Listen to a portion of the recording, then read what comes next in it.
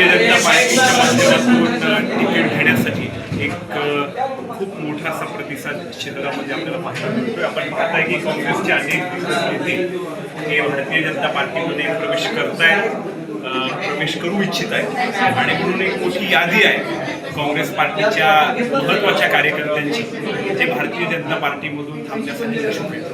Bharatiya Janata party हा शिस्तप्रिय पक्ष असल्या कारणानं आता पहिला टप्पा निवडणुकीचा आज शहर जिल्ह्यामध्ये त्याची सुरुवात झालेली आहे. महानगरपालिकेच्या निवडणुकीच्या अनुषंगाने जे इच्छुक उमेदवार आहेत त्यांचा फॉर्म स्वीकारण्याचा शुभारंभ या ठिकाणी आज सुरू झालेला आहे.